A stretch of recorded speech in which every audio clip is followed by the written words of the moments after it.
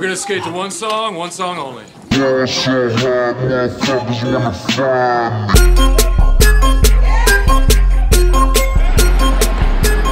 Hey everyone, welcome back to another Hazmejaja News. I'm Gareth Bale and he's Rooney Flores. Today we are going to talk to you about the perils encountered by several climbers. They were attempting to reach the summit of the mighty Mount Everest, but they did not know what was in store for them. Started out on a sweltering morning in May. The sky was painted with a lovely azure. What seemed to be a promising day for the climbers turned out to be the worst nightmare. A powerful storm hit the mountain, and because of it, many climbers died. Now, we will go on a connection via Skype with Mr. John Krakauer. Mr. John, where are you? Hey there, I'm currently in base camp, and as you can see from all these boxes, here's where the medicine is stored. Mr. Krakauer, can you please describe the morning of May 10th? It started off as a promising morning. No one could foreshadow what was about to happen. At the camp, we were all exhausted.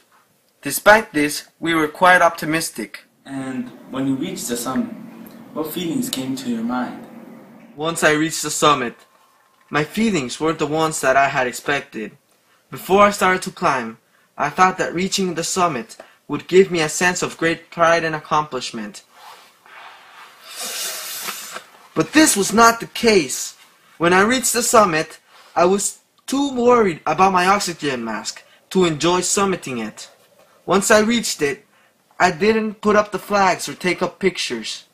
I decided to descend as quickly as possible so my oxygen tank wouldn't run out. In other words, I did not feel as I would have expected to feel. What are your feelings now, considering the lives lost in this tragedy? Well, I personally feel responsible for their deaths. I feel as if something more could have been done. You know, if everyone, the guides especially, would have been more careful, this tragedy could have been avoided. These people weren't supposed to die. Nobody is. Mr. Krakauer is a journalist for Outside Magazine. He climbed Everest to cover a story on the commercialization of the mountain.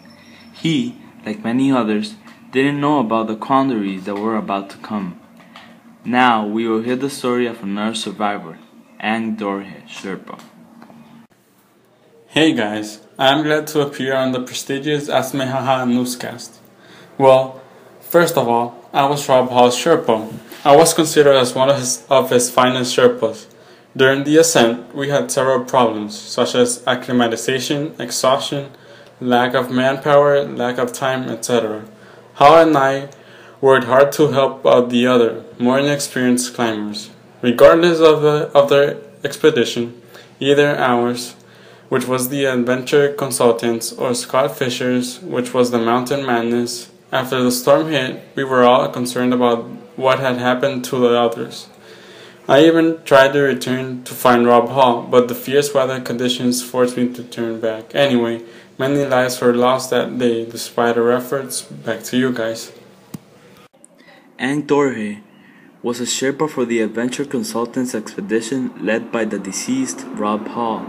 Amendola proved his loyalty to the latter by returning to assist him. Due to the unfavorable conditions, Amendola was unable to help. Finally, we had the privilege to interview another survivor, Australian guide Mike. Hey Mike, how are you? Hey guys, I'm at base camp and I'm shocked by the past events that have occurred in these days. Indeed they are. And Mike, how will you describe Everest? There are no words to describe Everest. It's crazy out there. You need to keep calm. But with the massive winds and the air getting thinner and thinner, it's hard to do this. When we got lost with a group of climbers, they thought they were going to die. I thought I was going to die. And then, I find my friend Beck Weathers, almost blind. Oh, poor Beck. But I had to keep calm and take him down the mountain. I hope he's doing fine. I hope they're treating him well. Thank you, Mike. You're a hero.